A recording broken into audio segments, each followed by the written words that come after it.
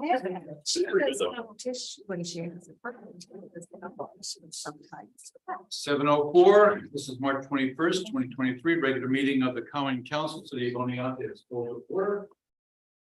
Here. Councilmember Murphy, Councilmember Davies, Here. Councilmember Lisbon, Here. Councilmember Carnation, here, Councilmember Carson, Here. Councilmember Harrington, Here. Councilmember Rathwood, Here. Councilmember Love.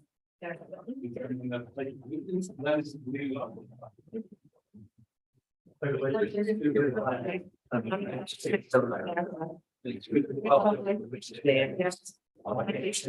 God, with liberty and justice for all. And we have public hearing on R2 moderate density residential district zoning code modification. Do we have anyone here to speak on that subject? Okay, seeing no one, we'll close that. And moving on to our our petitioners, and I suspect we have a few of those. So if there's somebody that would like to speak, if you would stand up, identify yourself, let us know where you're from, and if we can keep this to 3 minutes or so, that would be the ideal. Do we have somebody who wants to speak? Oh, I do. Yes, I'm Teresa Studesky, and I'm here in regards to the garage and the meter issue. I had petitions that have been signed by quite a few people, and we're going to continue getting more. And who would see these? You can bring them in, sure. There you go. And do you think this or this? This. You have one for everyone? No, I do not. Well, yeah, sorry. Yeah, I'll take that. All right. I think somebody else is appropriate to that one. Teresa, approximately how many names do you have on the signatures? Oh, gosh, at least 200, and we just started. So, these petitions have not been restricted to Oneonta residents. They've been signed by people that work on Main Street, own businesses, visitors to our businesses, and community members. And also college students. These are real life people that work here, live in surrounding towns, and do business on Main Street. We would all love to see more residents move to Oneonta, but we cannot make realistic decisions based on hopes and dreams. We will continue reaching out to all the wards, college students, and nearby communities for more signatures. I am being transparent about our process. Transparency is a core value of any public service. However, this committee has been less than transparent throughout this process. When will this committee assigned to this project be meeting? I have checked the city's webpage on a regular basis, and it says to be determined. There has been evasion of providing clear answers to a community that is asking for clarity. This is evidenced by a lack of response to my written questions and a committee member stating to me, I am wasting my time. Which actually it's my time to waste. So while I'm doing my best, as is the rest of the community, to have an understanding of the full gravity of these decisions on our plans for our community. Although it may seem like a waste of time to some, I am a proud, excuse me, I am a proud member of this community, and it will never be a waste of my time to understand the effect these decisions and plans have on this community. I look forward to the transparency promise and having my 3 questions answered in writing from the last meeting. Thank you very much. And do we have anyone else who'd like to speak? Okay, no, yes, Michelle. I'm Michelle Caton. I'm a small business advisor with New York State, and I help businesses try and get established here in the city of Oneonta. Excuse me. And I had a situation with one of my new businesses in town were notified that they had some issues with some garbage on their property. And they have cameras, and there was an issue with adjoining property and not theirs. And then they got a bill for I don't remember exactly how much the bill was for the garbage. And the thing that bothered me and my client was that no one came out to take a look.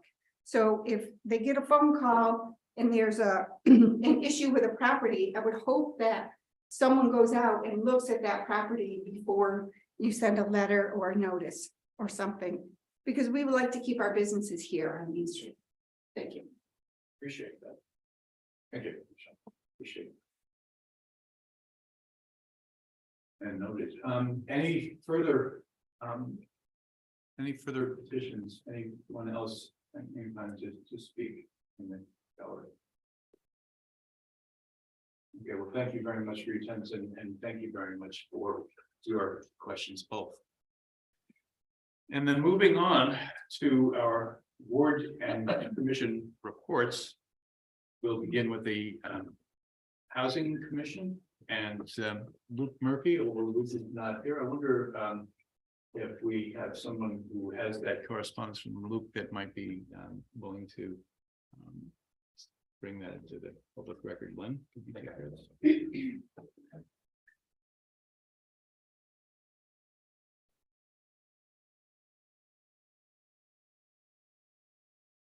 Luke sent his report.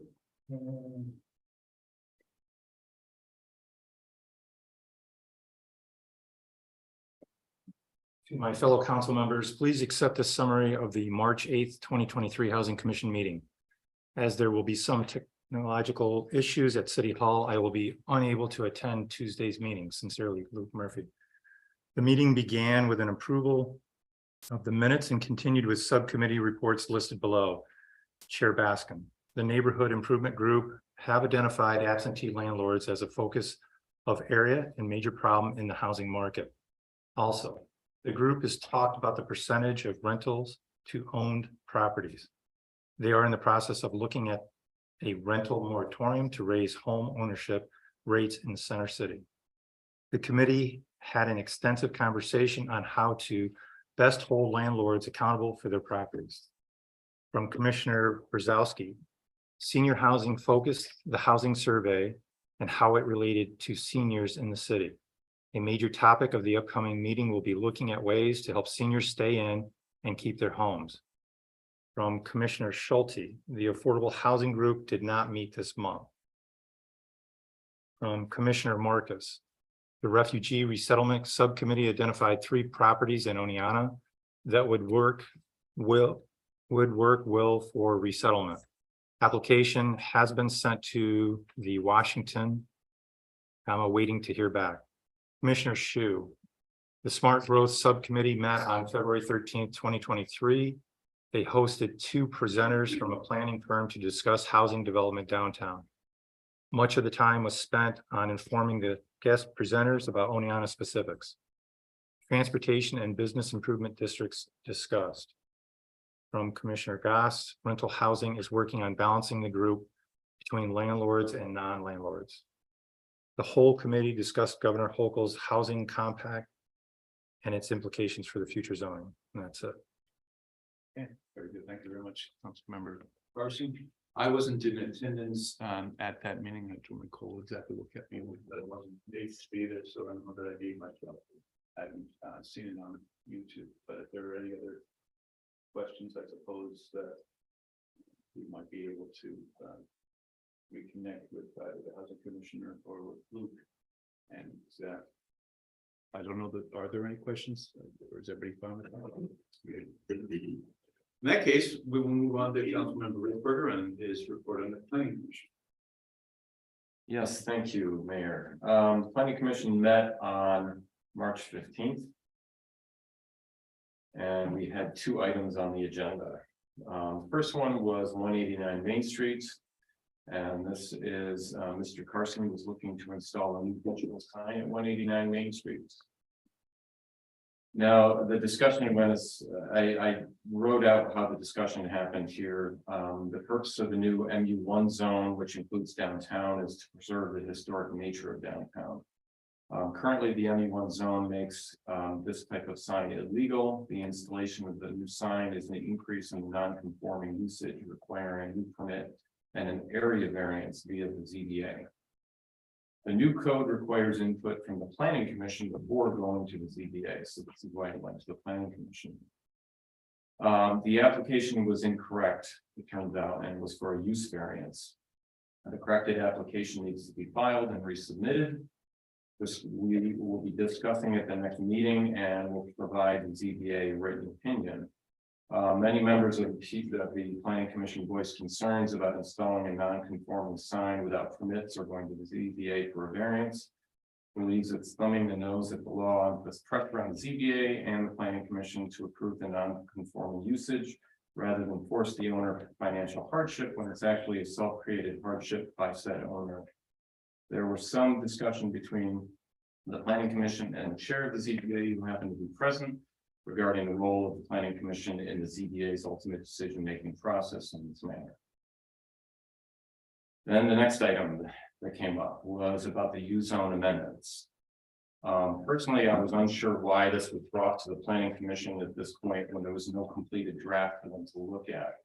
The planning commission typically provides input and non-binding approval or disapproval to propose zoning changes by the common council.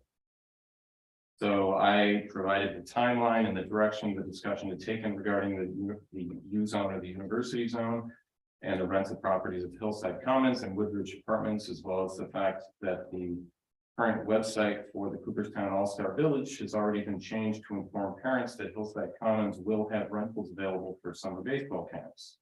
This is false, of course, since there has been no zoning change to allow for summer rentals as of yet.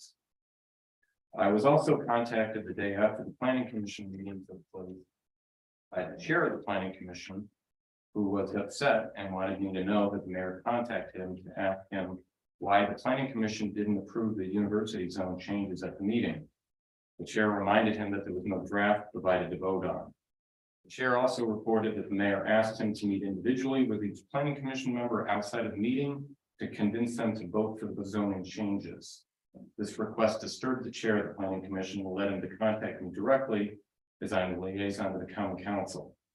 While it may not be illegal to do so, the chair and I believe it unethical for the chair to try and sway planning commission votes outside of a public meeting. And the chair reportedly denied the mayor's request. So I'm gonna just have to address that. In fact, I took a phone call while in a meeting. And so that phone call actually played for those who were in the room. And the request that I made of the chair of the planning commission was that he get a sense of the commission. That is in fact exactly what I asked, a sense of what the planning commission members may be inclined to do. The reason for that, and we'll get to it at one point or another later on in this meeting, is timeline. If this is laid in front of council, if this then winds up going to through the process of the public input, and this is approved by motion on the 18th, the planning commission meets on the 19th. And so there's been conversation in City Hall about this as a strategy, is that I hold my vote, rather hold my signature to the 20th, pending we see what the planning commission is intending to do. My expectation was that it's an easy vote. It seems like we cleaned up all of our concerns, and that if it was in fact something that the planning commission was going to be in favor of, that would be valuable information to the council as we're looking at something on the 18th. If the planning commission in fact wasn't inclined to be voting for it, and I wasn't looking for any kind of lobbying, but if they were inclined to not vote for it, or if they were up in the air about it, then that would inform our timeline here in terms of what we do and when we do it. That was what I did. I did not ask for the chair to lobby. However, the chair, nonetheless, in our conversation, said he wasn't 100% comfortable with that. And understanding that he may have misunderstood what I was asking him, I said, take the day, call me back tomorrow and let me know what you want to do. He emailed me, texted me rather, and said he's not comfortable with that, to which I replied, of course, whatever works for you. I respect your opinion. So that's what that was. That was a case of looking to get what I believe would have been valuable information for the council, getting the sense of the commission, no lobbying.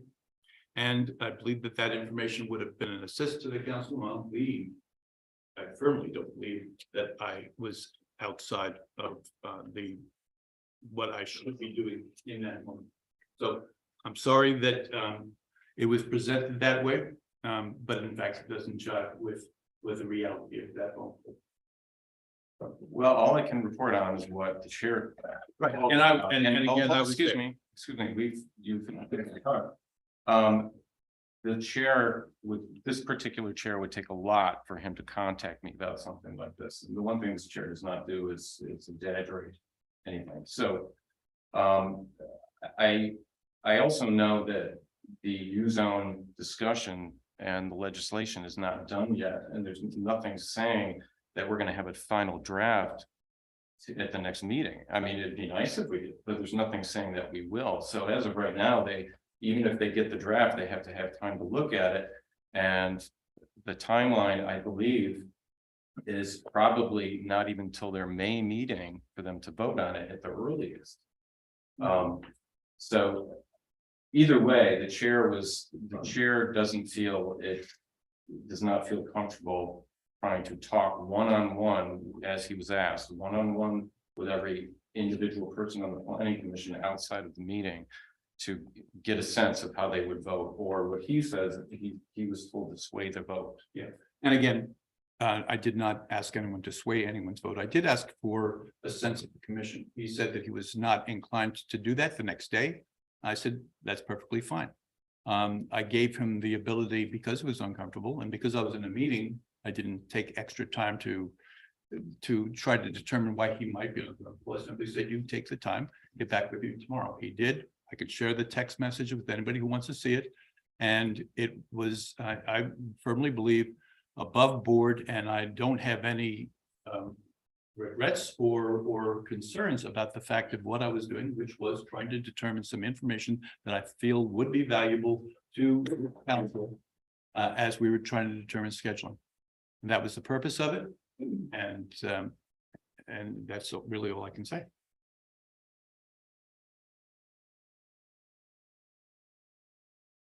Do we have anybody else that would like to speak? Mark? You look like you had something you want to say? Yes, no? No. Anybody else have anything they'd like to bring to this? Okay, all right. Any other thoughts or questions about the report from Councilman Wurzburg? All right. In that case, thank you very much, Councilman Wurzburger. We will move on to Finance and Human Resources with Katie Lepore-Shu. So finance met on March 16th and the board motions 3 through 9 today. Motion 3 is regarding the Title VI plan for OPT. That's something that's in effect right now and is being updated to reflect the change of human resource director. So we're changing anywhere where it said Katie is now going to reflect Joe. And you should have that in the package as well. We discussed the easement, motion number 4. This is a piece of Hartwick property over on the west end. It's a dead end street, and city snowplows have been using a piece of property that's no longer available. The numbers turn around, and so Hartwick is very graciously allowing us to use just a tiny little turnaround there. I don't know if that map was provided, but that was something that we looked at. Let's see. We all made it to the discussion on that. Okay, great. Motion number 5 is about the LTC. I assume we'll talk more about that when we get there. Motion number 6. I was surprised to see this on the discussion agenda. It's the what are we? Committee was all in favor of this, but effectively what we would like to do. Well, the resolution spells it all out, but the timber sales, because of where the trees are located, the funds from the timber sales go into the water fund. The water fund owes the general fund money, so what we would like to do is transfer the money from the water fund to pay back the general fund, create a fund for landscaping, which says here, you know, various landscaping activities such as tree planting, tree trimming, area landscaping, etc. And we were all in favor of that. We have a promotion at the water plant or the wastewater treatment plant. And motion number 8, I'm very excited about. We've received bids for the Clinton Street and Center Street bridge repairs, which have been out of service for 2 years. 2 years. No, for, Center Street, I think it was a year. About a year. Yeah. Okay, thank you. Anyway, it'll be great to get those fixed, and it's going to be entirely funded by New York State Touring Route funds, which is great. So you'll see the amount there for $145,000. And then, oh, this is the, I'm sorry, yeah, this is establishing the budget, and then number 9 is awarding the bid to the lowest responsive qualified bidder, which is Eastman Associates. And let me just see if we talked about anything else. We did discuss the homestead property tax exemption briefly. There was some discussion on potential impacts on business owners, and we're also going to be inviting the assessor to our next meeting. Also upcoming are some public hearings for some of our CDBG grants. And we also discussed the use of ARPA funding for River Street. We were kind of brought in on the scope of that project that's going out to bid. Basically, we were provided the scope of the total project, which can be split up into smaller projects in addition to like the main portion. The cost for that will be $2.628 million, which is broken out between the general water and sewer fund. And we discussed potential funding sources for that. That's it for sure. Any questions? Any questions? No. Okay, Okay. thank you very much. And we'll move on to the Drug Review Committee and Councilmember Harrington. Thank you, Mayor. We met last night, and you got local law that's sitting on our desk, which is one of the first ones coming from the Charter Review Committee. Your major changes in there, if you want to know what we worked on, I should say the changes, not major changes, but the changes. Under C15 of Mayor, we're number 4, number 8, and number 9. And then under C16, C powers and duties for the city administrator. You talk about ripple effects. Here we go. We got 5, 7, 8.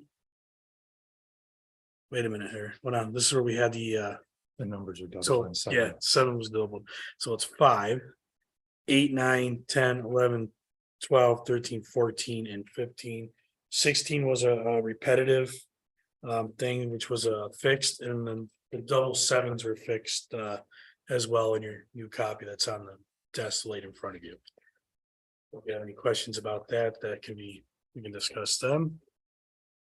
We also discussed, went back to term limits. And I just want to, nobody on the council is for taking away term limits. I just want that out there. That's not really what we're discussing.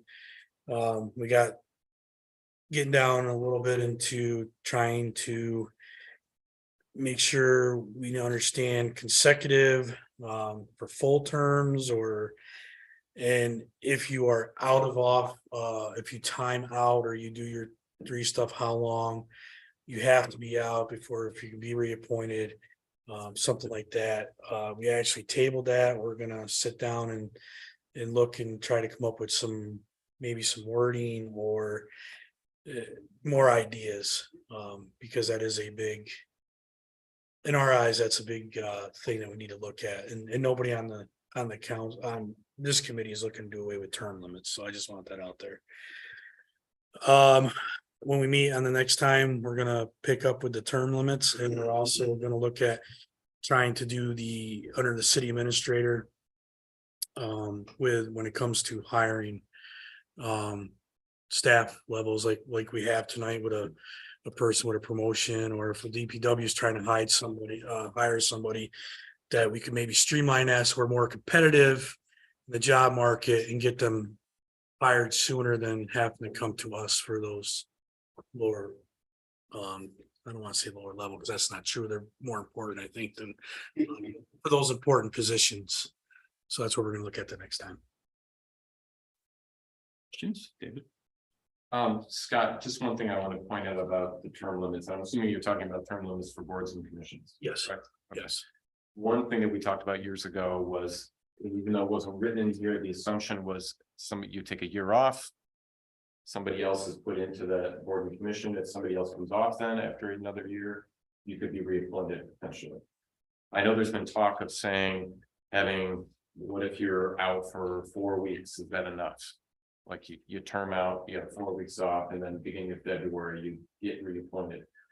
The trouble is, if we make that something that's official, that can be done, you'll have that potentially happening all the time. Somebody that terms out, you just don't reappoint anybody. Wait another week or two, and then appoint them, because there's nobody that's been there. You could even wait till the first meeting of the council of the new year. Some years it'll be 2 weeks before, a week and a half, 2 weeks, something like that, before the council meets. And that would be enough time before they get reappointed. But meanwhile, there's no business between when they turned out and when you reappoint them. So just want to keep that in mind in your discussions. Yep, no, we discussed that as well. Like would it be 6 months? Is it a year? I mean, these are discussions ran back and forth, and what kind of trail would there be of how many people you reached out to? You know, like one person in my eyes isn't enough, but like if we reached out to 12 people or 20 people and they're all saying no, then would that be, so that's all stuff we're looking at for I would still also ask that, and I brought this up before, if you have a department, in this case, the airport commission, that is so detail oriented, maybe it's time to look at that as another department rather than as a commission. We can't fill it, and we need to fill it with people that know what they're doing when it comes to airports. Maybe it's time to make it an official department with somebody that oversees that department that's on staff. And that way we don't have to worry about that anymore. we talked about that. And we also talked about if it had to come back to council for a short time until we could fill that position, how could we do that? And our city attorney couldn't be at the last charter review with us, so, but that's, questions that we were also looking at too. If something came back to us, can it come back to us? And if it is, how long, so I just, like I said, we're not rushing anything. We're trying to find the best solution for the issue. Further questions, comments? Thank you very much, Scott. And with that, we will move on to the city administration report. There's just a couple quick updates. Clerk's office is finalizing preparations to implement free online software for Medium, I believe it's called, to receive and track vital records requests. Harry's going to give us a presentation on this once it's ready to go live, maybe next meeting or two probably.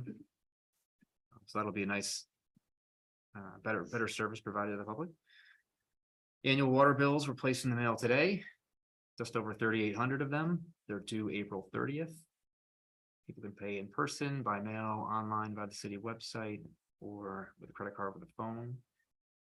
Also included in that bill will be a water quality survey. There's some 5 or 6 basic questions that DPW put together. Try to get a little bit more input and feedback from our water customers. And usual link to our annual water quality report. River Street project, that case. And then I didn't want to take any more time. I was actually going to pass it off to Chief Witzenberg. He was going to give a little report on the progress and good work the Community Solutions Panel is doing, has been doing for some time.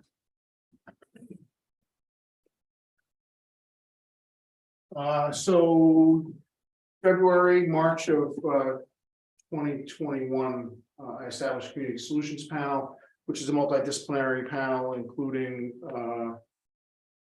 probation, fire department, police department from Oneonta City Police Department, as well as University Police, Hartwick College Security, Department of Social Services, Mental Health, Mobile Crisis Assessment Team.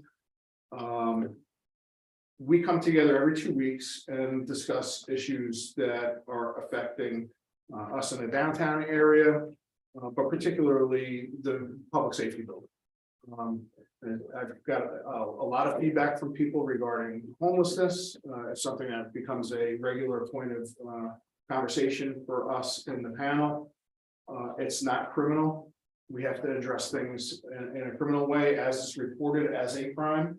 But in and of itself, it's not a crime to be homeless. So people have a right to be undomiciled, to be idle, to sit around and do what they would like to do.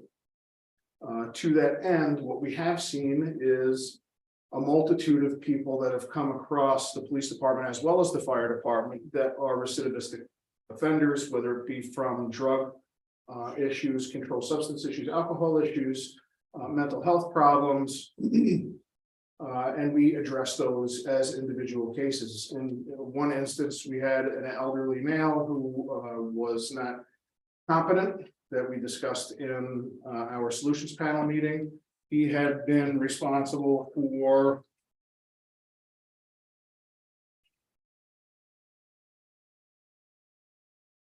$30 ambulance calls, 70 emergency room visits, and 79 police contacts, including 78 of which were during a 5-month period from July to December.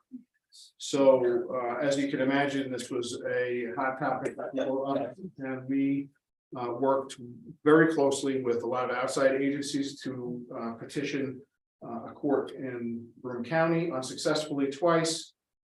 He was the subject of 14 arrests from our agency before he was finally remanded, and spent a significant amount of time in a state psychiatric secure acute psychiatric unit before being released to an inpatient care facility, which is where I believe he remains up until now. So as you can imagine, this has been a very frustrating thing for us, and we've managed to coordinate between agencies to do some additional outreach, including in some instances reconnecting family members with people that are recidivistic offenders so that they can be brought from a very bad place to hopefully a better place in a rehabilitation center. And we've had a couple of people that have been relocated to Syracuse, Rochester, and elsewhere.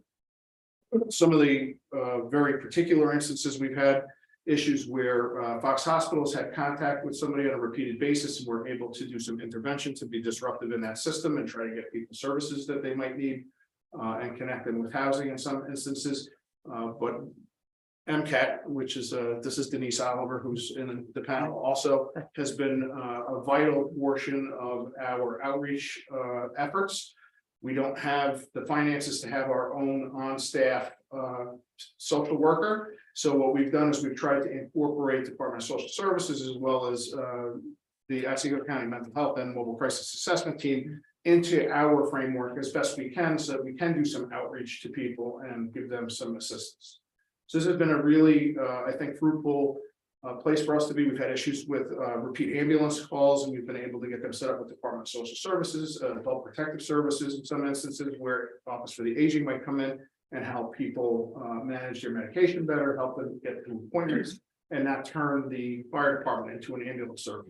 So it's been very effective at reducing some of our calls for service. This really came about to address those who are responsible for a high volume of calls for service for the public safety building. And we can't always follow up on these cases, so we can do some referral to outside agencies like social services, and they can open up a case and put some outreach into the community, which is good. We wanted to create an early intervention strategy to identify people with need for high level of care and services that we as police and fire may not be able to. So connecting the dots in a lot of cases and breaking down silos between agencies where we haven't really communicated in the past has been the primary end goal of this, making sure that we get all the providers in one room, break down communication barriers, and try to streamline and make things more efficient. So one of the reasons that this did come about is a quote that's widely attributed to Teddy Roosevelt, and that is, do what you can with what you have, where you are. And I like to add at the end of that, right now, because we don't have time to wait for additional funding. It might not ever come. So trying to figure out how we can break down silos between different service providers, law enforcement, fire, security has been very valuable to us. And I think it's been a pretty effective program overall. If anybody has any questions, I'd be happy to answer. Approximately how many individuals is your board looking at? Meaning, how many do you think you have altogether? How many people that we have on the board? No, You mean people that we deal with as far as outreach? correct. Yeah, it's really hard to determine. I could tell you that, there's a very small number of people in the community that are responsible for a very high level of calls for service. So if we're able to identify, let's say, half a dozen people over the course of a year, we might have a statistically significant drop in calls for services across the board. Some of the things that we have done is identify some housing issues that we might be able to work with. We work with code enforcement regularly to try to resolve hotspots. First, letting a business owner or tenant or a landlord know that we're responding there more frequently than we would like to give them the opportunity to be able to correct that. And then work as a group to try to do some either outreach, like Denise had just done with one of our local businesses last week, and see if that's fruitful. If not, then we have some other avenues that we can take. But as far as actual people, I would say well over a dozen that we've had some positive impact on. And so I'm sure other council members have taken calls from concerned citizens. We've had two speak in front of us about how individuals are spending a large amount of time on Main Street, up and down Main Street. Some harass people. I know I personally have been harassed a few times. Is there anything that this board is looking at to correct this? So harassment is actually a penal law code, and if there is a complaint that can be made, I encourage people all the time to try to, call the police department, let us know about that behavior. That's stuff that we can actually physically go and address. There are some issues with that too. Even repeated issues. If someone is harassed, we can apply for a warrant, they get released. We can give them a ticket, they get released. So harassment being a quality of life violation is not something that's a bailable offense.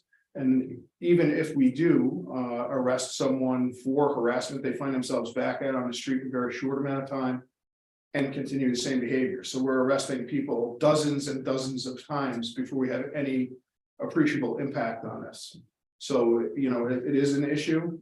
We've addressed it as best we can. We continue to do business as usual. We haven't given up on quality of life violations. Those are things that we really put an emphasis on. But I'm sure that some of the people that you were talking about in particular have had multiple interactions with the police department over time. Further comments, questions? Chief, thank you so Thank much you. for everything you do. Can I say something about that? Yes. Just because I'm part of that committee, so I just want to say that, I've been part of the committee since about June of 21, and I've seen a lot of good things happen from that committee.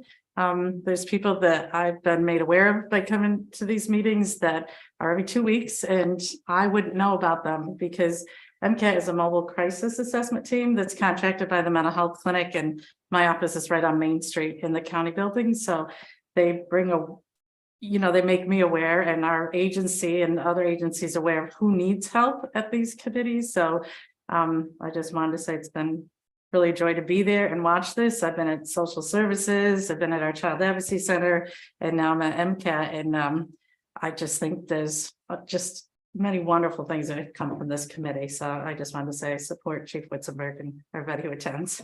Thank you. Appreciate that. And I'll just say anecdotally, I had an opportunity, which I very much appreciated, to sit in on one of the community solutions panels and to look at the collaboration, level of communications between departments in city and town and college and the county, and the way that people are working together in a conversation to determine the best avenue for addressing the issue that's in front of the group at that moment in time. It's heartening for me. It gave me a lot of confidence in the direction and the makeup and the potential of that group. So again, thank you to all who've been involved in that and continue to be.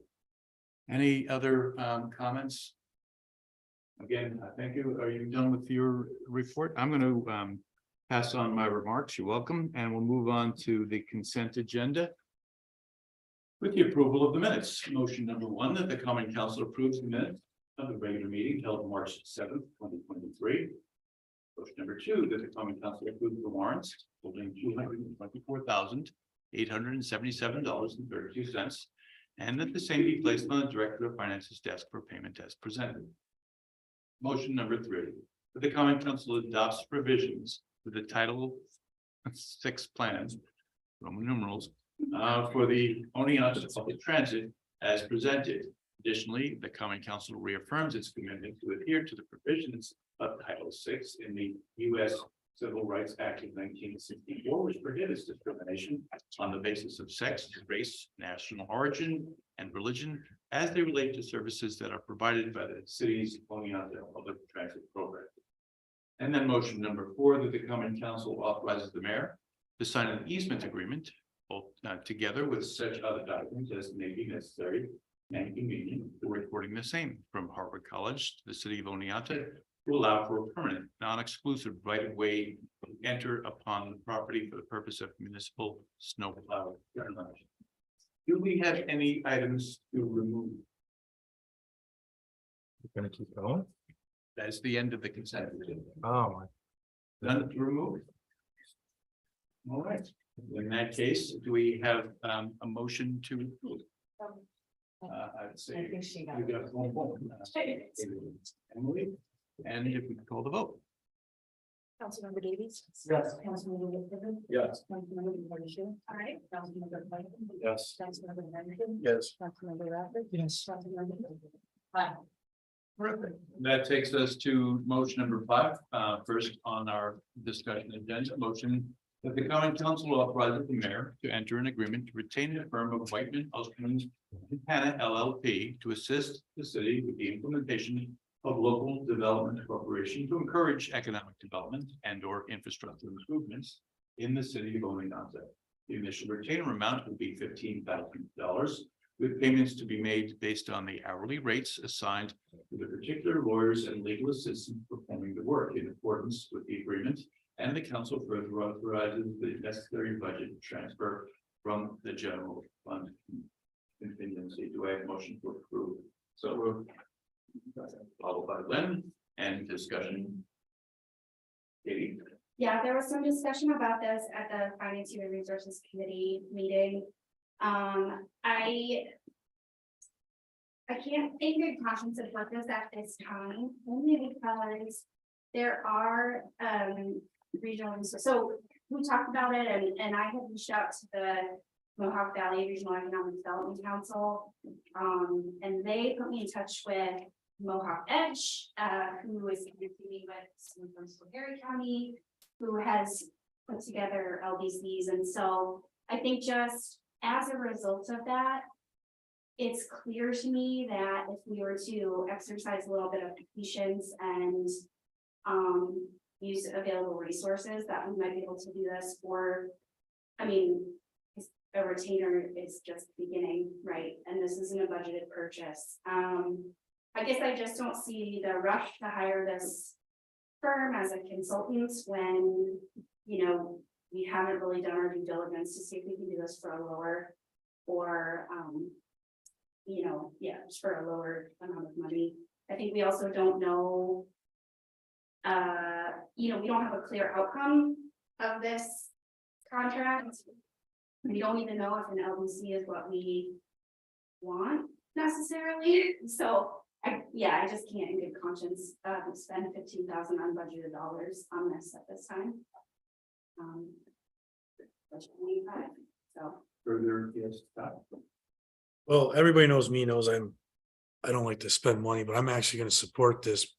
Because this is a company we already started working with before. It's the same that started a lot of this process. We're gonna need attorneys anyway to set this up.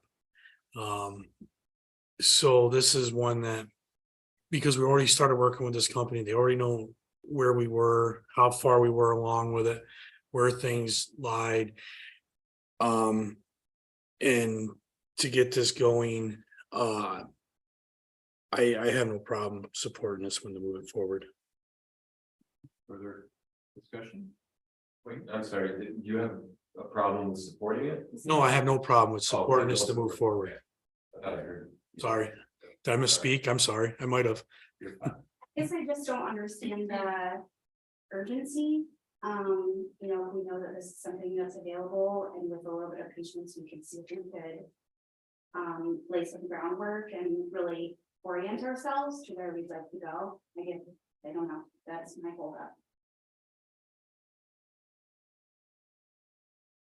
Yes. I don't know who this question should be addressed to, but I think Katie kind of hinted at it, and it's kind of right there in the motion is the initial retainer amount be $15,000. Do we have any idea? I know we have this discussion, but what the further work would be in terms of, to Scott's point, to be able to arrive at an LDC at the end of this, how much additional work might be required? The 15,000. The scope of work, which I believe I emailed on, I apologize if I No, you did. saying that, it does include ensuring the formation of, which we already have in LDC. And one of the questions we have, which I myself would need an attorney to advise, is that LDC something that we can utilize going forward? Is there any reason that anything needs to be redone or changed with it? But ultimately, the scope of work includes creation of a functional LDC. So we would have that by the end of the scope. So presumably, I mean, if we dust off the old LDC, is that going to be a reduced price, or is that still? Retainer amount salary. And I would hope that if we're able to reuse what we have now, I don't see a reason why we can't, but I'm not being sure. I can't say for sure. I would hope that we can. I can see if I could without either suggesting we do approve or disapprove. Retainer amount is an amount that will be drawn down. It's not a minimum fee. So the retainer was the estimated amount they believe is going to be necessary for them to feel comfortable to move forward. But we will be accessing their services on an hourly basis, depending on who we talk to. But it's a drawdown. So it's not like we're paying $15,000 and then they're going to do X, Y, or Z for us. We're putting money in the pot and then it'll get drawn down as it's used. So that will be a function of us availing ourselves of their services based on the rates that they quote us. Thank you. Further discussion, David? I believe I'm looking at the email that Greg sent out to us on the 13th. This was a forwarded email, Greg, from Katie Kemp. Yeah. So it looks like, and correct me if I'm wrong here, I'm just going to read this. We estimate $5,000 to $10,000 for services related to the LDC charitable status. This includes obtaining a 501c3 status, which I know from personal experience is a lot of work. Registration with the AG Charities Bureau, preparation of policies required by not-for-profit corporation law, which includes bylaws, conflict of interest policy, etc., and other miscellaneous filings required for tax exempt status. And compliance with the public authorities law. They estimate approximately $5,000 to prepare the suite of policies required under public authorities law, which include procurement policy, investment policy, FOIL policy, disposition policy, etc., and advice to the board on initial operations. I respect Katie for the work she did, going out and looking and seeing what's out there. My fear is that we spend time spinning wheels trying to do something we're not normally or trained to do.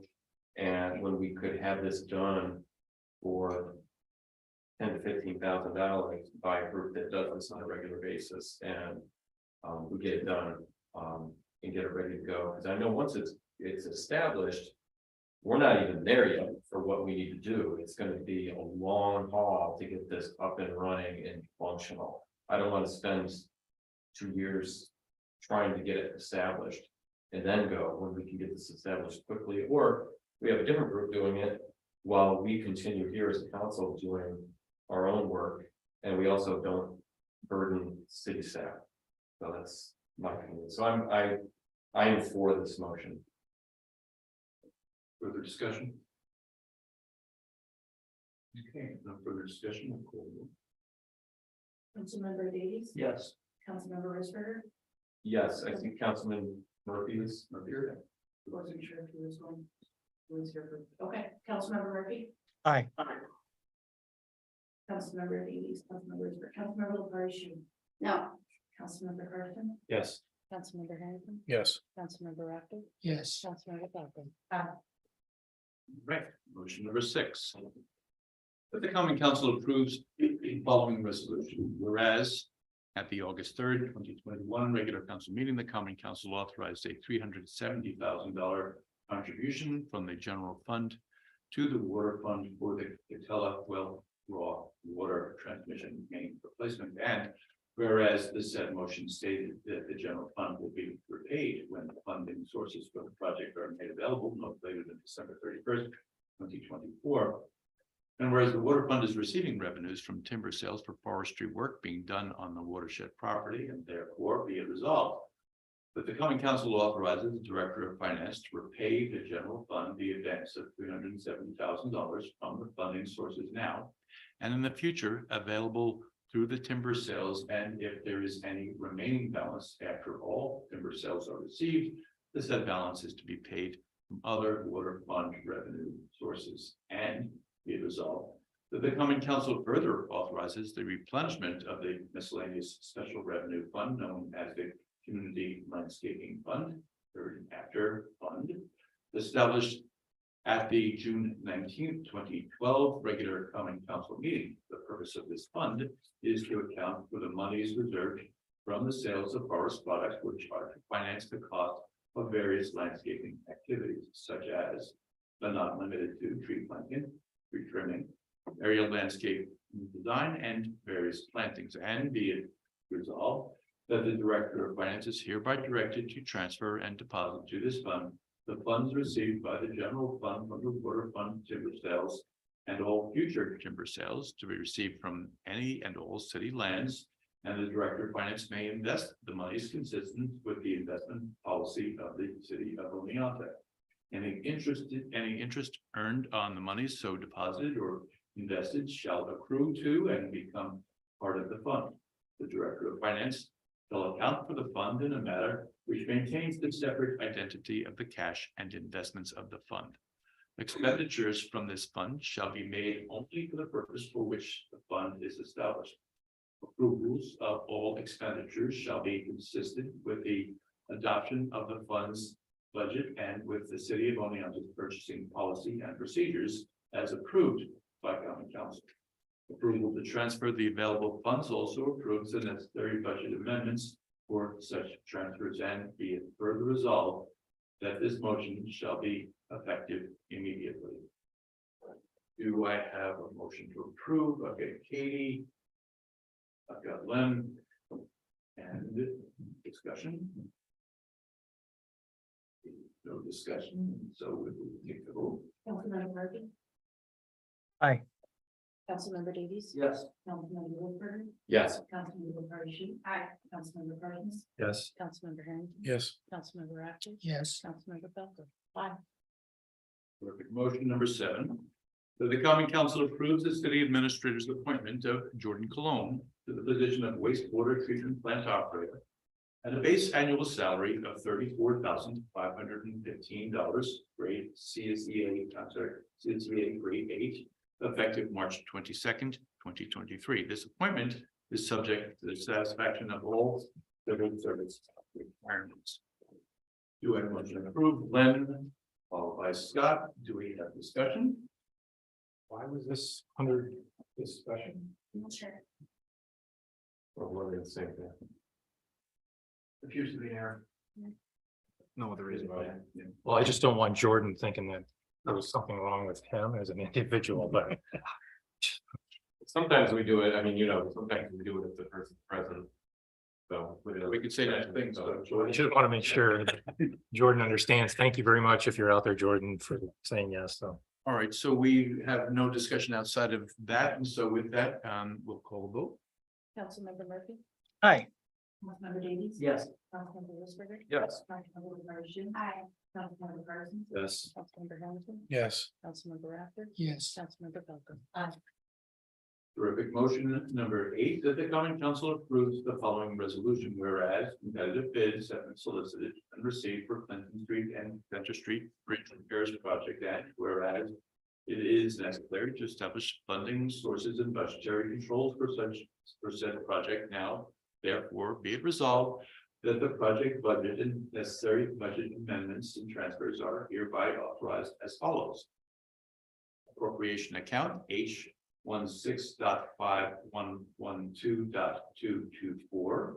Appropriation amount $945,000. Funding source amount NYSDOT State Touring Route STR $945,000.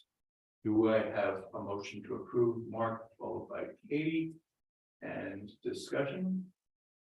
And I just, oh, yes, Luke. Just a quick question about the appropriation, where it's coming from. This may sound like a silly question.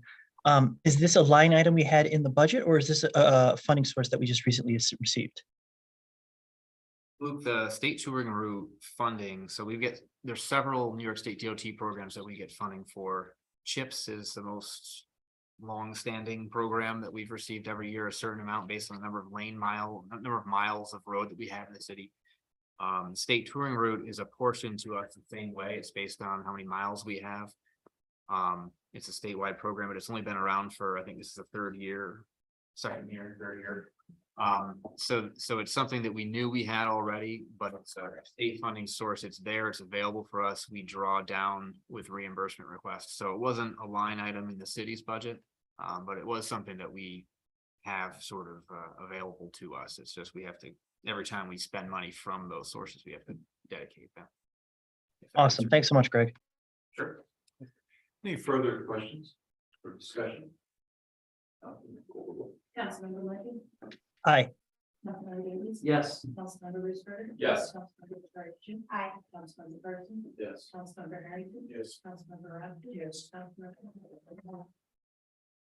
And move to motion number 9, that as a result of competitive bids being solicited and accepted for the Clinton Street and Center Street Bridge repairs, the common council approves the purchasing agent's recommendation to award the bid to the lowest responsive qualified bidder, Eastman Associates Inc., Oneonta, New York, in the amount of $911,161. Do I have a motion to approve? Lynn, followed by Scott. Sorry, Katie. And discussion, any on this? In that case, we will call. Councilmember Murphy. Aye. Councilmember Davies. Yes. Councilmember Lucifer. Yes. Councilmember Martin. Aye. Councilmember Carson. Yes. Councilmember Harrington. Yes. Councilmember Rath. Yes. Aye. Which takes us to the last of our discussion items, number 10, a zoning code update on 300-13 University District. And if I could turn this over to Steve. Yeah, so we set out an adjusted new zone map, basically based on the comments from the common council. This would change the proposed zoning map to not include the Canvas Heights apartment building, which would be included in a later zoning update that's kind of being drafted right now. So basically what we would be doing is including that parcel in a future update of the R1, R2 area that's adjacent to the looks like common building. And that's really the only thing. Steve, are we referring to that little square? That little square. And so you're not going to include that in the university zoning at all? Now you're gonna go back to being an R something? So that would be an R3 for now, but it would be part of a later update, so it would not stay in R3. The intent would be to update all that zoning, so that parcel would be included in the next. Zoning section. Okay. And so when you did this first presentation to us last month, I thought, and maybe I'm remembering this wrong, that you had given us a sense that this would be considered spot zoning by us doing something like that. It's, Are we something different now? yeah, so basically what's happened is that parcel will be included in the next zoning update, so when we update the next round of zoning, it will be included. But that doesn't get us subjected to what you consider before as spot zoning. No, because it's basically going to address the issues that you guys brought up, that parcel should remain not available to short-term rental. And that parcel should be more reflective of the residential, adjacent residential neighborhood. So it's not spot zoning because we have a strategy that parcel will be part of. So you said it's gonna be, if exactly what you use in the future, we were doing that, and what is the intent at that time, and then what is the thinking, is it they'll get well the use zone, if it's a little addition, or is it become another? So you, based on the council's input on this, I would argue that we have a fairly decent argument that this is a substantially different parcel than the one adjacent. I think we have that on the record. I think we've gone over it for months, that this parcel is substantially different in some way. It's been identified by the council. It was kind of discussed with the planning commission.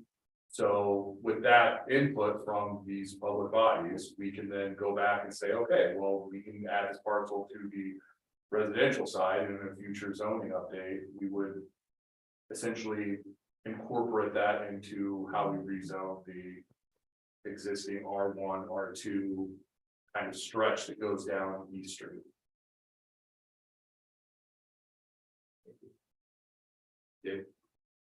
Stephen, in one of the presentations about this, we were initially told that Hillside Commons and Woodridge Apartments, is that right? Yes, Woodridge, we have down as Campus Heights, that's what the owner has it down as with us. But you said that they're very similar, and so it makes sense to zone them together, and that if we didn't, especially if we're looking at the changes in the U zone that would allow summer rentals. If we split these, you would essentially allow two similar projects. One would be able to do summer rental, the other would not. That we would risk an Article 78. Right. But now you're saying spent that more than a month discussing how different these two parcels are and how unrelated these two parcels are and how they're situated and how they're used. Which has then led to including that parcel in a later update of the R1 and R2 zone. So I mean, essentially what we're arguing is we've done our due diligence on this. We've said these parcels are not similarly situated. I'm taking from the council that they believe them not to be. I guess I would have Dave, but you would kind of concur with that. Yeah, again, the issue is whether there's a rational basis for the determination. And if in fact this is a part of the plan, then there's a rational basis. Yeah, spot zoning is when you because you want to do something someplace, say, okay, we're gonna put that in this spot, and it's a term spot zoning. And the concern was originally is that you were gonna make this part that this was gonna be one thing and the adjacent was very much like it, which is why I understand why it was drafted that way we put together. As Steve is now saying, there's been a long that you have all participated in saying how this should not be treated the same way, that it's different, that it has different people, has different plans, you want to preserve it as long-term rents.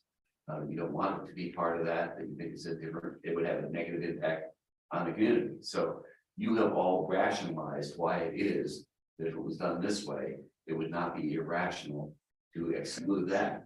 And Stephen is saying that what his plan is is to take this parcel and align it with the other parcels that are currently covered under 1, 2, 3. I don't know, because I would focus it. So he came to me and said, if an Article 78 proceeding was commenced as a result of the passage of this, would you feel comfortable going to court? And the answer is, yes, certainly I would, because again, it's part of a long-term plan. It was addressed, we had council input. Now, again, you want to know what a judge is going to do? Ask the judge. So I don't predict the future, but would I feel comfortable defending the city in the Article 78 proceeding as to whether this was spot zoning or not? Yeah. Well, I prefer we not even go to court over this. That's Right, why. well, I'm if you can asking predict who's gonna sue us and not gonna sue us, that's great.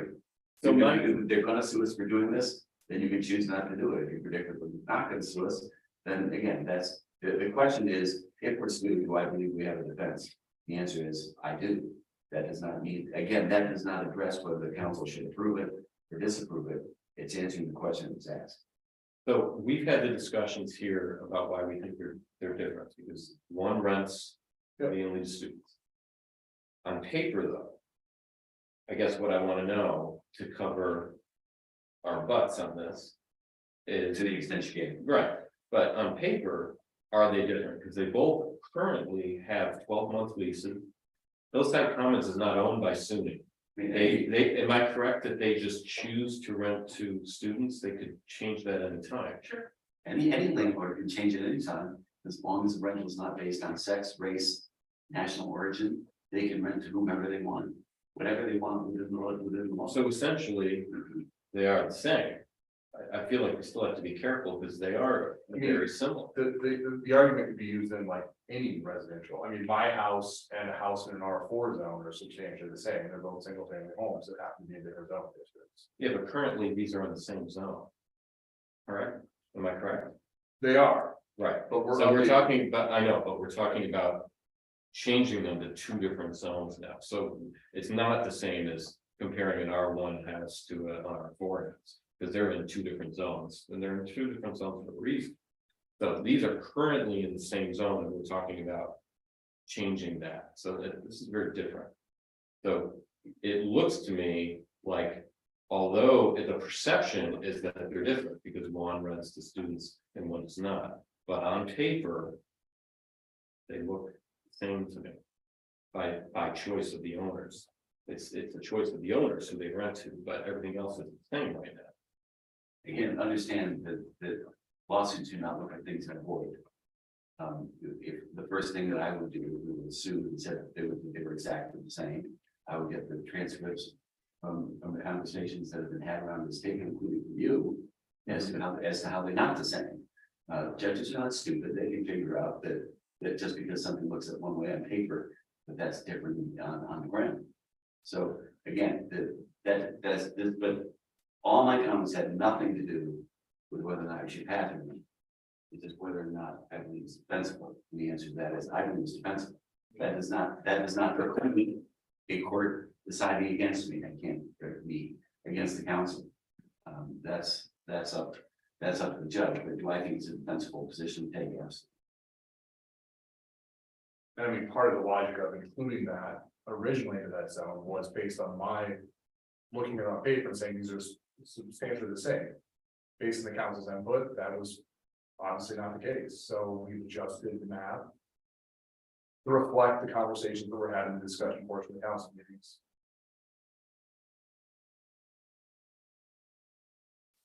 So the part that's being excluded, I just want to be crystal clear, that box represents only Woodside, or what's the other name? Campus science. And when everybody else is done with questions, I have some questions on the verbiage.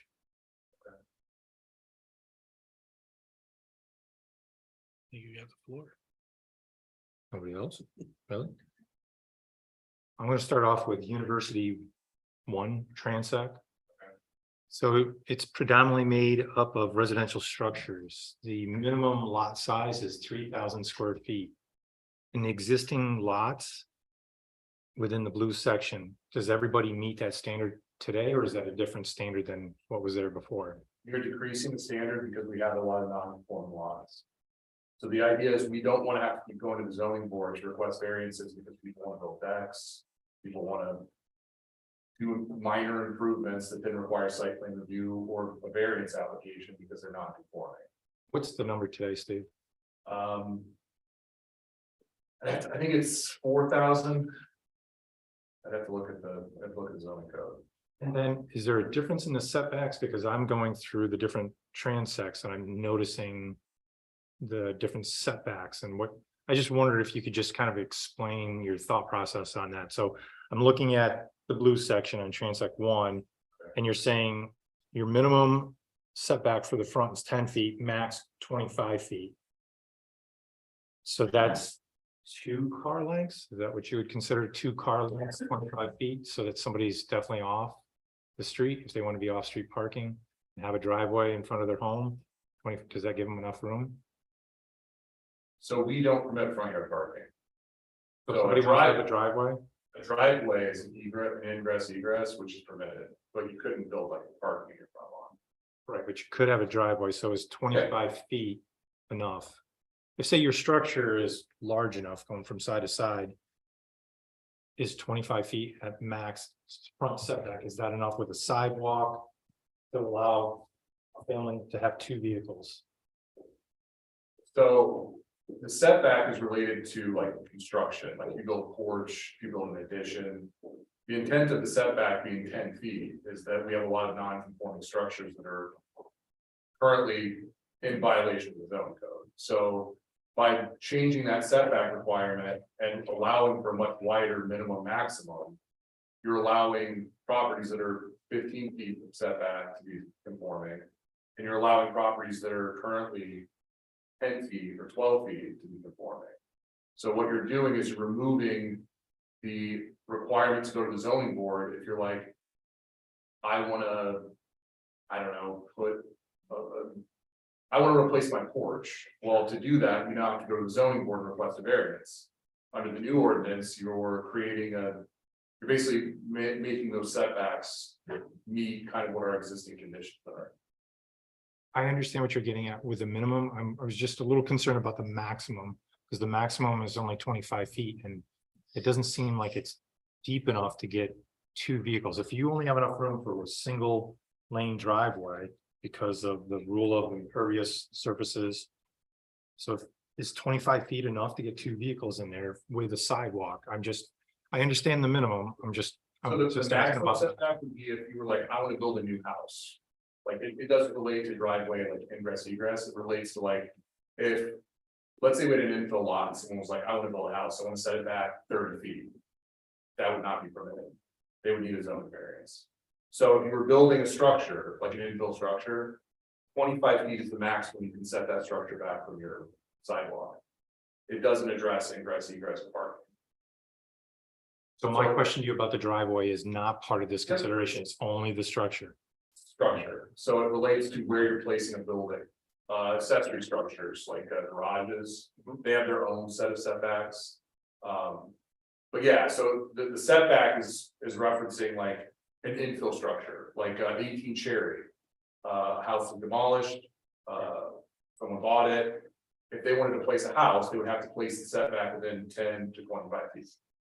So it gives you a pretty wide place to position a house, but it also brings all of our properties basically in conformance with the code. So we don't have a lot of kind of sloppy like area variances for every little thing someone wants to do. They're not having to come to the zoning board, go to site plan review, go through all the kind of, you know, bureaucratic processes and things.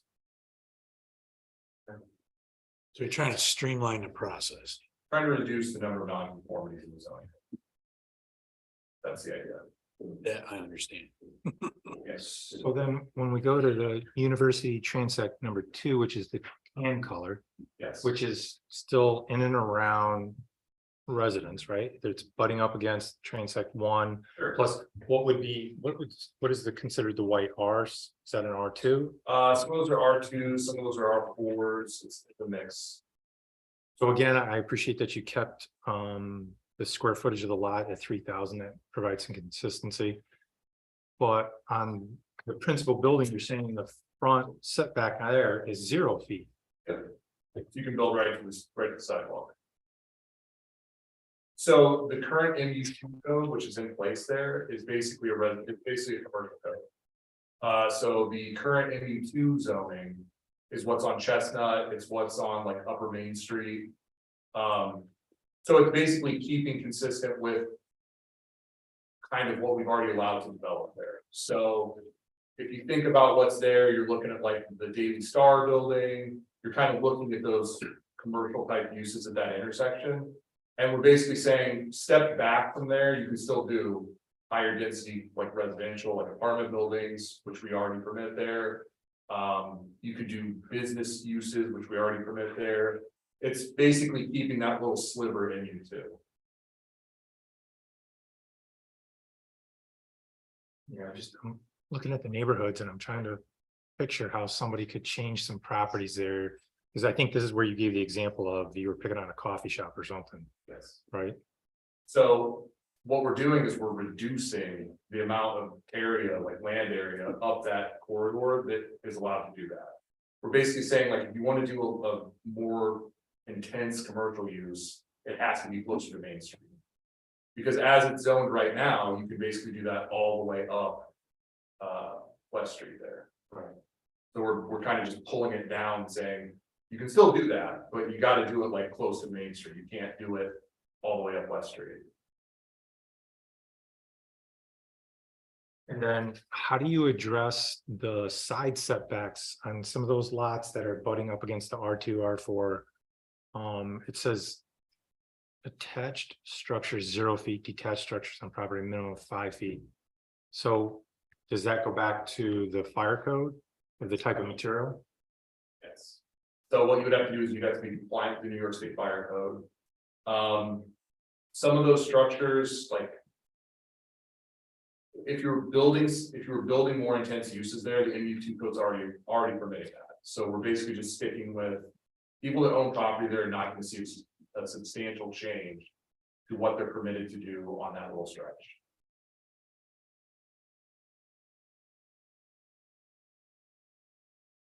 And then the heights of the buildings within the Transect 2, is that much different than what they're experiencing today? I mean, right now, there's mostly no limitation to that stuff. So our current code does not have really a lot of like physical requirements. It has like setbacks, it has like, you know, basically impervious coverage. It doesn't really address a lot of the physical aspects of the building. So what's permitted in that zone is essentially in the MU2 zone is pretty wide open. So this code is mirroring essentially what that existing MU2 code is doing, except now it's placing very specific. Well, I would argue like it's saying kind of how we want those buildings to be placed as far as setback. It's giving specific height requirements. It's giving it's filling in some of the stuff that isn't there right now. And then I guess the last question I have, maybe I'm just repeating myself. I'm just a little concerned about parking. I want to make sure that whomever owns any of these properties, that they'll have ample opportunity for parking. So does that happen through what you've suggested here? Ample opportunity. So this code doesn't require you to build parking. So if Transect 2 is trying to get a mixed use, Yep. you're going to want to have customers? Sure, you can build parking in the rear of the structure. It just doesn't require you to build parking. Okay, it's not requiring them, but it gives them ample opportunity for parking. Yeah, it basically says if you build parking, it has to be in the rear or it has to be buffered. But it doesn't say you have to build X number of parking per X number of units. Because the intent of modern zoning codes is to reduce the creation of basically like underperforming land. Like 18 Cherry. Like just giant parking lots that aren't being used. Or underutilized. So like, for example, in that tan area, like if a developer wanted to put parking on the first floor, screen it with, you know, apartments on that first floor, build an integrated deck. It's up to them. We're not going to force them to do that. Because we would rather see them build units than build parking lots. But yeah, the code doesn't restrict them from building parking.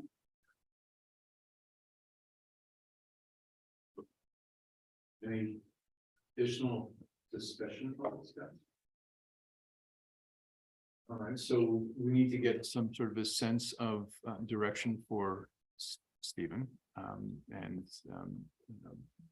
Wonder if I can hear something from council that might provide him with that direction. Are we suggesting that Stephen move this along through the process, or are we looking for more work to be done? I just would want to ask Katie, sorry to put you on the spot, since a lot of the changes is affecting your ward. Are you comfortable with these changes? Not my word, Whose ward is that? Emily, Yeah, it's- sorry, predominantly. Those changes, that's 8? I thought you were Yeah. downtown. It goes over to West Street. Does?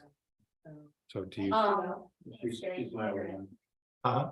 So thank you, though, that was very considerate. Yeah, I mean, personally, I'm really excited by these kinds of zoning changes. I think that I love the idea of like making people, allowing people, you know, to do renovations on their home or, you know, upgrade their home without having to go through all of that.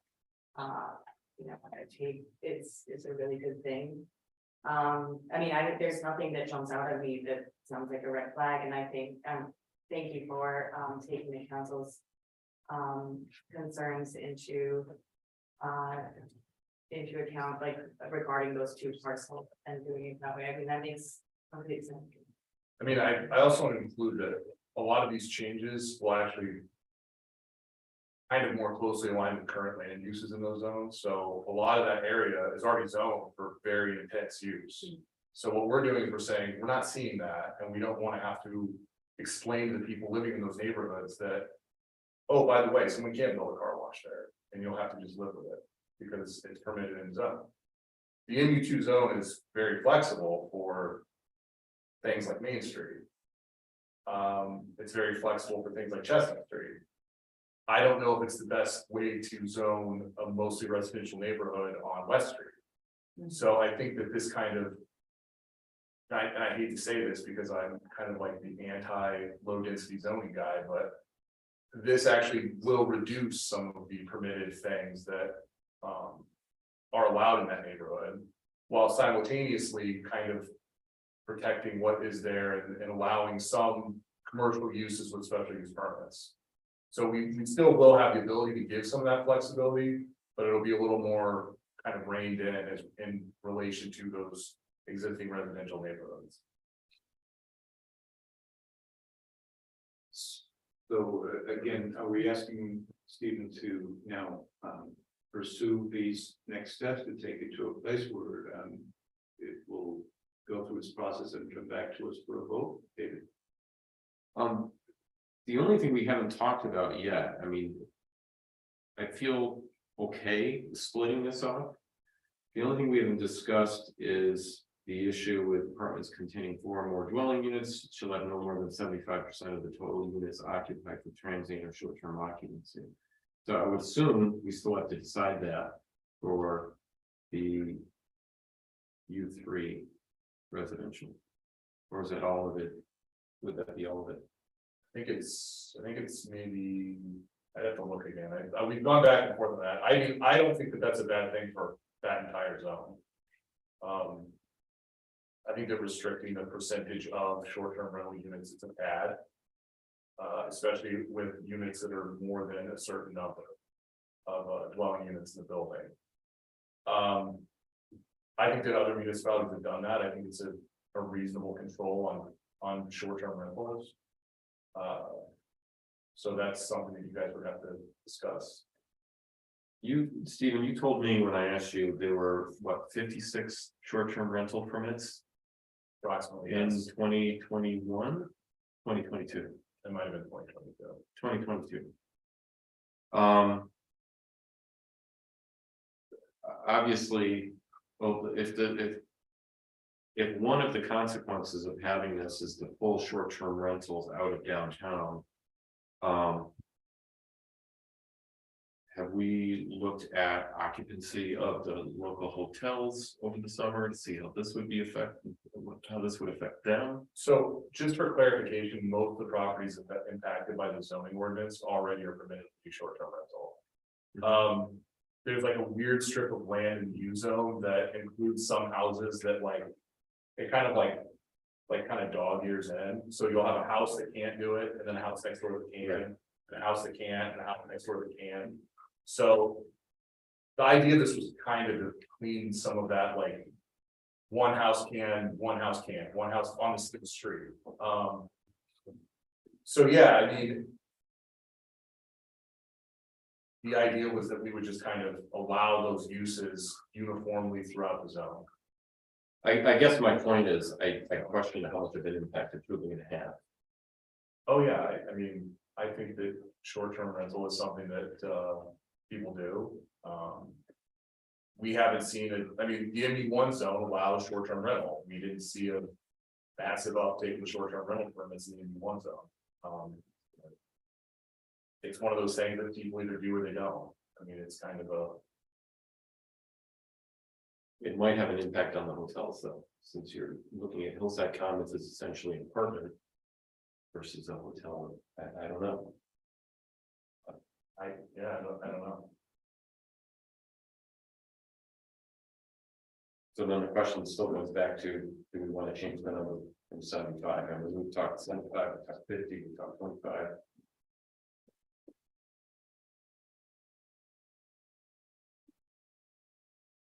Is there a conversation around the, Steve, I just asked, not that you're making the recommendation, but you cited precedents of other municipalities, what numbers percentage wise is more or less they constant? I mean, it entirely depends on the municipality. Some municipalities opt to not allow short-term rental period. I mean, New York City recently has phased out Airbnb as an option. Places like San Francisco have an entire permitting office that does nothing but regulate short-term rentals, and they have a robust staff of people that do nothing but track them and monitor them.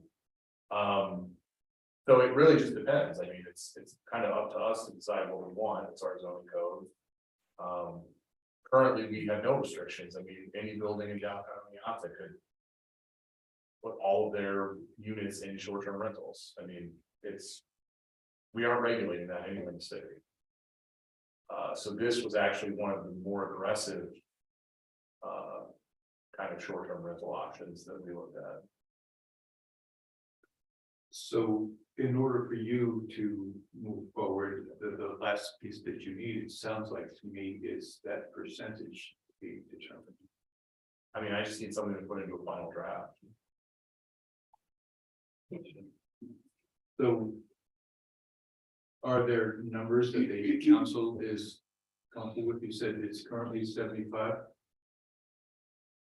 Yeah, I mean, So are there numbers that, yes, I'm sorry. I'd like to ask a clarifying question, Steve, if you don't mind. What was was that an arbitrary number, or did you have logic and kind of rationale behind 75% in the first kind of? so draft of this? when I drafted this initially, the 75% was kind of looking at what we see with like affordable housing type grants. Usually requires like a 50%. So if you have like 3 units, you have to meet 2. Obviously this doesn't involve funding streams. So I was like, well, they do require like a certain percentage of that housing be available to affordable units, or so 75 was kind of my first. This would still ensure that some of the units remained occupied year round. It would discourage like an entire just removal of all tenants, while at the same time allowing some short-term rental use. But again, that number was kind of put as a conversation piece. I think that's on the high end. So I'm not sold one way or the other. I think I put it in there as a high end number because we don't regulate that anywhere else in the city. So none of our other zones have any sort of percentage requirements of long-term versus short-term tenants. So on Main Street, you could theoretically remove all the tenants and do short-term rental year round. That hasn't happened, so we don't regulate it. In this case, I was like, I knew there was concern about. Some of these houses and units being long-term tenants, so I was like, we should put some sort of restriction on it.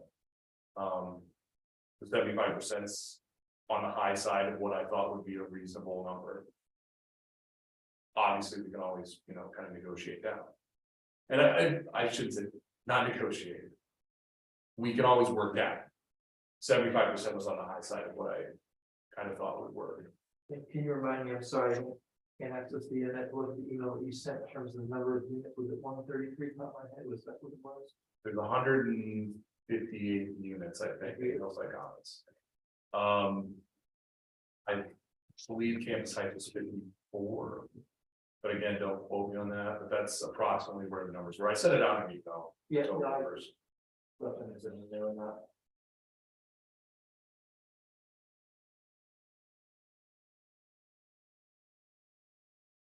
But at this point, you're looking at Hillside Commons being the only kind of major apartment building that would be.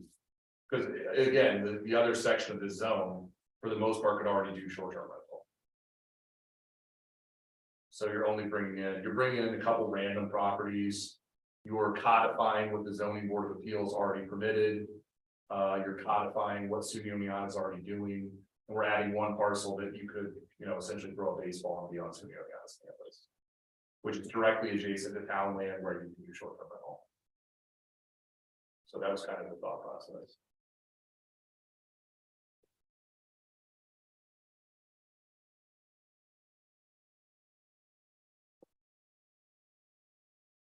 So 75 is a high end of an estimate that we may have other numbers that we don't want to put out.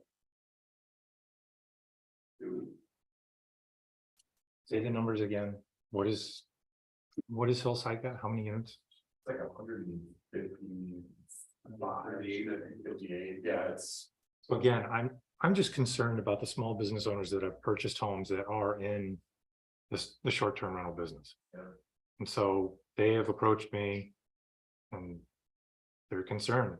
I mean, it's okay to have competition, but now you're talking about an entity, and if Harper College gets into it, that who can compete with lap pools and gyms? I mean, Harper College was already brought into this with the zoning variance. So the zoning board of appeals approved short-term rental use at Harper College. So they are already able to do it. SUNY Oneonta exists outside of our local land use control, so they can theoretically do it. And again, like downtown Oneonta, you can do short-term rental in. So, I mean, I'm more than happy to adjust that number. I have no horse in the race on the number. I understand your point, and I agree. I mean, I think we could not level the playing field, but we could make it more. We could adjust that to kind of meet those concerns. I would say, just for the sake of putting a number out there, there are going to be 800 baseball teams this year, up from 650 from last year. The odds are likely that that's going to continue to grow. There are 40 players on each of these 800 teams, and each one of these players has typically family support that are looking for a place to stay. So the math on that is staggering. The numbers of folks that are looking for places to live, in the maximum, I think, of what Hillside Commons was strategizing. They were looking at 60 apartments being used accessible per week, with a total of, if it's a 10-week program, you can round up to 600, maybe a 9-week program. But so that number is, when compared to 800 times 40 times however many folks that are actually there to support them, it's a fairly staggering number. And so I just want to make certain that we're aware of there's going to be a lot, and there's going to be more coming, because it's not as easy now. But they also bought land and they're gonna expand, they're gonna put their housing on. Exactly right, and they'll look So at- if you gotta be careful too, because you're gonna saturate a market. Then we're gonna get all this, and then all of a sudden they're gonna pull back, they're gonna build their stuff, put the people there, and then you're then where are we? You know, so I mean, it's kind of a double-edged sword when you think about this. It's, we gotta work at it, but we gotta be careful too. I mean, I would say, just for everyone's, make everyone feel better, I guess. Short-term rentals are difficult. I mean, the entire country is trying to figure out how to deal with short-term rentals. I will also say that Oneonta is one of the few communities that's ahead of short-term rentals. If we look at adjacent communities like Saratoga, for example, they have no short-term rental regulation. And they are now desperately trying to figure out how to fix that. So we are actually in a good place because we've been ahead of short-term rentals. We've regulated them. We have a history and we can show that we have a rational purpose for what we're doing.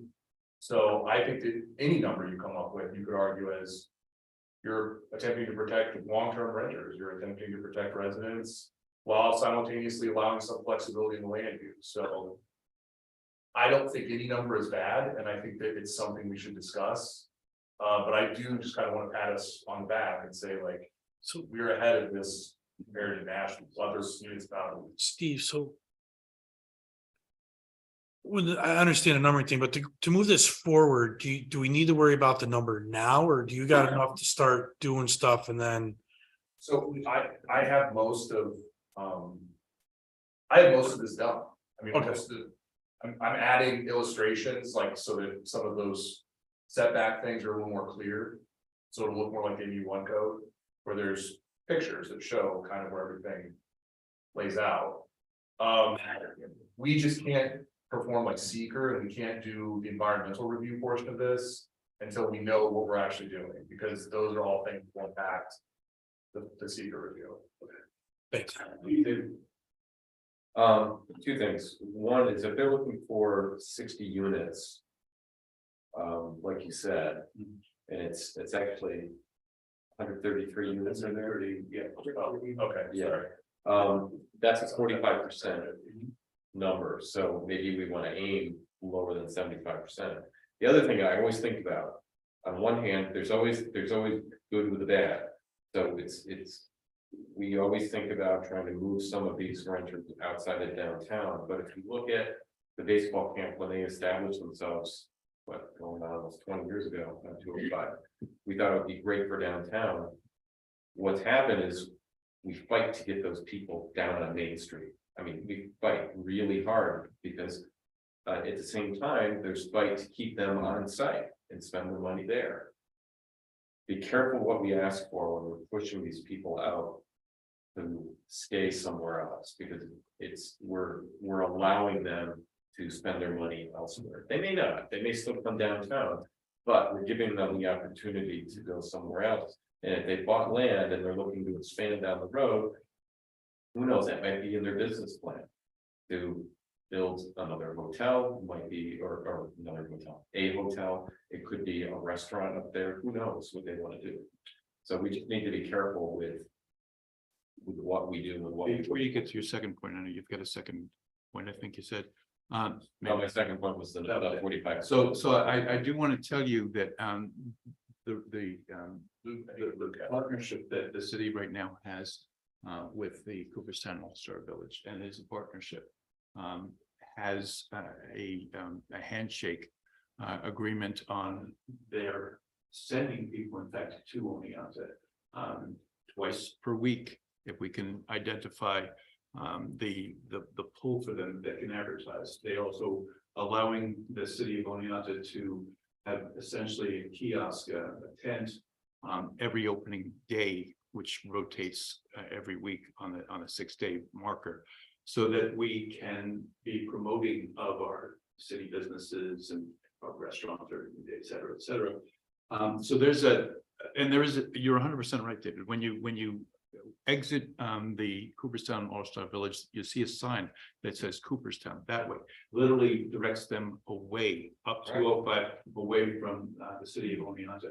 And the new ownership there has embraced the idea of being partners with the city in any number of ways that we'll have further conversations around. They have a history, this particular company does, of being very invested in their communities, and they see the city of Oneonta, the downtown Oneonta, and obviously Tomasky Field and all this other as being very connected to their mission. And so for that reason, I think we can feel better about not having to fight as we had been fighting to try to bring those folks here, but rather we just need to, continue to have that that kind of conversation and partnership with I them. mean, I'm glad this is happening, but we still haven't, I don't think we've had enough of an impact on downtown, whatever is happening there yet, because, I mean. You'd think we would have a baseball store. Somebody would see the foot traffic downtown and want to open up some kind of a baseball shop, or baseball memorabilia for people. We don't have anything. So I question how much has happened so far. I hope it changes. But as of right now, I think it's been a trickle. Right, before I go to Luke, I think you're 100% right. There hasn't not been that much has happened so far, which has been a frustration for business owners and others who looked at the potential for downtown, the explosion of vibrancy of the traffic on the street. And so that's one of the things that we're working to correct. And it really does appear to me that is going to be something that'll be palpable in just the next couple of months. So I want to go to Luke that question. Yeah, thanks, Mayor. I feel like I would be remiss. I just keep thinking about what we've talked about on our committee with Mark and Emily previously, and now Katie, and just keeping in mind, what we're trying to do with the health of the city, and what our long-term goal is to get more people to move here. Not for any other reason, it's just to keep that in mind as we're going forward. The challenges that we're facing of getting people to move here, as well as availability of housing, and the complaints we're seeing over and over for lack of housing. These parcels are limited to the U zones or the proposed U zones, but I just don't want us to get away from our goal of getting folks here and having places for them to live. I understand folks have a business interest in short-term rentals, but I also think we have to keep that in mind as well. So again, it sounds to me, and Stephen Reed, please tell me if I'm wrong, but it sounds to me that if you have a number, a percentage, you're actually able to move this forward. And in lieu of that, I would say that most of the discussion has been around this particular parcel, this particular number issue. I can't give you a number that you're going to feel comfortable with. And I'll give it a number. yeah, I'll give it. Go ahead. I'm sorry. So based on Mark's math, you're saying that this Mark says the partner wants 60 units and it works out to 45%. Is that? His math, it's 45%. Yeah. That's my number, 45%. But I also want to throw out, so that we're not just tunnel visioning on this one property. I mean, I think it's reasonable to just expand this to, this will impact all the properties in the zone, and I think that that's fine. I just don't want the record to be sat around and debated one parcel, 1%, while ignoring the impact of the entire zone. Yeah, the number I was gonna throw out is, I was not even looking at that. I was just gonna say, because you said 75 was at the high end, I was just gonna say, let's go down to cut 25% off of, go right to 50%, use that as the base for now, and if we think we need to adjust it up, we could. That's why I was going at 45%. So I was gonna say as well, 50, I mean, if you're gonna say 45, maybe make it 50, because if you have 4 units, 45%, that's, so, yeah. But then you have 2, if you have a house with 4 units, then you have 2 that are long-term rentals, 2 they can rent out. we have three folks in 50%. John, do you mind if I just kind of go around and get your opinion as well? I just started to roll around. No, I'm fine. I'm still listening. Sure. Okay. And then Katie. Yeah, I agree. I was thinking that, a 4-unit property, how do we go like 45% and they can only do 1? So I think it would be more equitable if we did 50%. Yeah, I was thinking the same thing. talking with Mark as you were talking about the same thing. So yeah, I would be fine with 50%. Yes. So we have a consensus that 50% might be the number that you would work into your document. Is there anything else that you need from us? Steve? No, I mean, I'll submit a final draft and then we can finalize this. Do we, is there value in talking about timeline or just we'll let you go? Yeah, I'll just do it and send you a final draft, and then once we have a final draft, you can then, you'll see it in final form with all the images and all the stuff in it. I did tweak the use table a little bit, just to clarify some of the special use permit requirements, recent legal stuff that came out about how you have to break up special use permits on use tables, so I had to change the format a little bit, but otherwise it's very much looked at. Very good. All right, so I think we have a consensus of council. I think you've got what you need, Steve. So that takes us to the end of our items for discussion. Is there any additional business or? Yes, I want to start with Glenn. I just want the council to know that Congressman Mark Molinaro will be here to meet with each and every one of the council members on March 31st at 3 p.m. He is going to be here for 60 to 90 minutes. He would like to hear the council's concerns along with city staff. At 3 p.m. going for 60 to 90 minutes. Here in the city hall. Here in this chambers. Scott, Yeah, can you top that, Scott? no, probably not, but I think Chris and his crew is gonna like what I'm gonna say. I received a phone call today. And they were very appreciative of Chris Jacobucci and his leadership and his crew at DPW. And I just wanted to throw that out there because it's not too many times you get a phone call like that where they're singing the praises of our department. And I always feel bad because it's so late that I don't think city staff will watch this to the end. And I always feel like something like this should have an opportunity to come up to the front of the meeting. But I mean, that was a really nice phone call to get today. Out of the blue, they just wanted to say they think you're doing a great job. They're glad that you're our director and they know you're short staffed, but your DPW crew seems to always rise to the occasion. And the second thing is I'm still waiting for my autographed photo of you being on the weather channel. Those are gonna be worth something. I knew him. Do we have anything further for council discussion? Right, I do. Oh, Actually, and thanks, Scott. And Interesting. even if they aren't watching, I can guarantee you that sort of comment gets back to them tomorrow morning from Chris to John and all the guys. They appreciate hearing that stuff. So thank you for sharing. The thing I had was the parking garage. You're aware of PSA that went out. We had a structural investigation, and I guess I could turn it over to Chris to advise what the recommendations that came back and the options that we have. So on a routine walk through the parking garage, I identified an issue with the expansion joint on the exit ramp from the top level down to the second level. I sent you guys all photos. See that the expansion joint material was missing and that there was a broken piece of concrete missing from the upper part of the concrete where the interface is. The separation is meant to be there, but what's not meant to be there is the missing concrete and the crack that was there. We've actually since repaired that with a steel plate and cold patched it in. That's okay.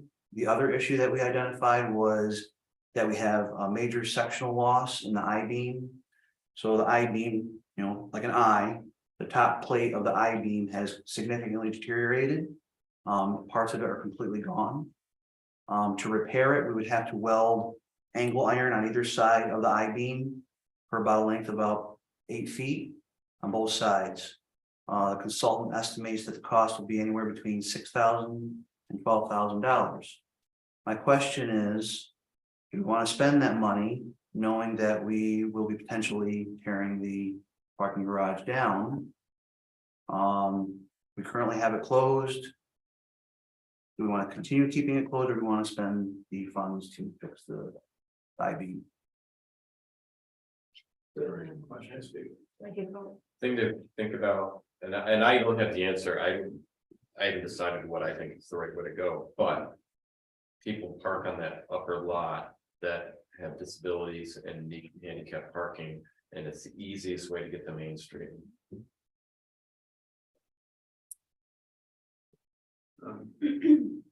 I mean, in my mind, that's what the contingency is for. So Chris, just to clarify, that I-beam, is that part of that ramp? Say that again. The I-beam, is it part of the ramp? or It's is integral that- part of the ramp, what the concrete deck sits on that I-beam is the I-beam that's on the outer part toward Market Street. Okay, One idea I had regarding the handicap accessibility was potentially we could make parts of Main Street handicap accessible parking only. If we wanted to close the top part, but it's just a suggestion, an idea. And the closure of the top part would be forever. It's either we repair this and make it safe, or we have a two-tier parking garage. The other question is how long are we looking before we start demolishing reconstruction? Because like, there's nothing, like the council hasn't taken any action on a new parking garage yet. I mean, this is a concept that's been coming from our department heads up to us, and we haven't really given our input, green thumb, okay, you know, we kind of been letting them work through the process. I think that's something we got to take into consideration too, is how long are we looking before this is even gonna happen? I think to answer that question, you know, design's progressing. I would expect that by the end of this year, by next winter, we'll be advertising this. So would it be a trial basis to maybe leave it closed and see how it goes, or just another thing to try to consider? I mean, I don't know. I don't have the right answer either. I'm kind of like with Dave. It's like, where do we? I may have to think about this a little bit. But I would hate to put money in if we're going to turn around and knock it down. So Chris, is there a weather concern in terms of temperature for this sort of repair to be made? In other words, if we defer to doing this for a while and had the conversation around the timeline for the parking garage, tear down and rebuild. And we also saw the impact that having 2 tiers relative to 3 tiers might or might not be having, that we could come back to this. You know, it's going to cost the same amount of money. I would suspect it's only a few months down the road. Is there a seasonal concern around when you might do this? It's basically welding, which can occur outside of inclement weather, so it can happen basically So anytime. we're good through the spring, through the summer, and really right into the dead of next winter if we're to come to that, and we most likely would be only months away from some construction or destruction of that. Correct. One thing I just want What's to the add, lead time for materials? Like if we sat there and we gave you the go ahead, how long would it take to get the materials, the I-beam, and then to get it installed? And I would say material purchase would be 2 to 4 weeks getting the material and then getting it scheduled to install shortly thereafter. so we could be looking at 2 months, 3 months. The other thing I wanted to mention is the structure as it stands now is safe. We have it cordoned off.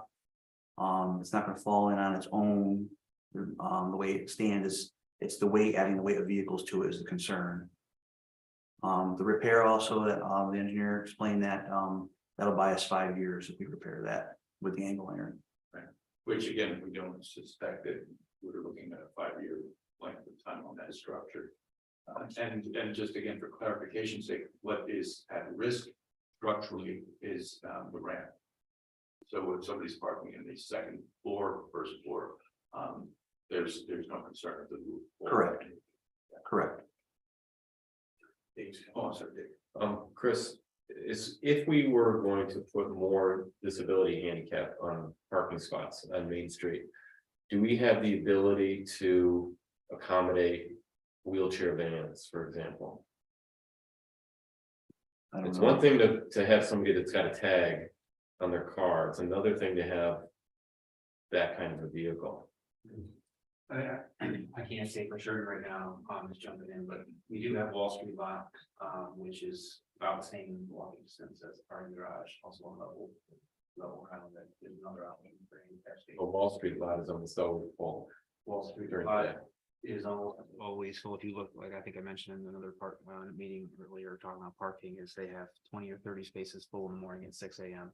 Those are tenants, that should be moving their vehicles during the hours of 8 a.m. to 6 p.m. I think is what the parking regulations are every hour or two. To change some of those parking spaces to. For disabilities. Okay. Question. Judy? I just have a question. If this repair was to be made, what is the next repair? Does the engineer, does he have something else that would come after that?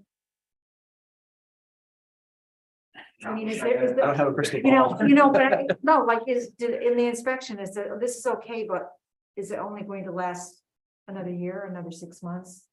I only asked him to look at the deficiency we found currently. That is the only thing he looked at. So you all are aware, last year we had to sit through another I-beam further up the same ramp. It cost us $18,000 last year to repair. And that's my exact question. It's like we invested 18,000, now we have to invest another 6 to 12,000. 6 to 12. So in 6 months, are we going to have to invest another 6 to 12? Yes, kind of. That's my, I want to build on you a little bit there, because I agree with that. Would it be maybe more cost effective at this point to get an overall look at the parking garage, even though I know we're gonna try to build a new one, but to sit there and say, this is what we know is gonna come at us in the next 6 months to a year because it's gonna fail. So we can make a more educated decision versus just looking at one particular item. Yeah, I think it would be helpful. I'm sorry to just jump in, but that was part of like the information that I was requesting is understanding. Because rehab had been the preferred route.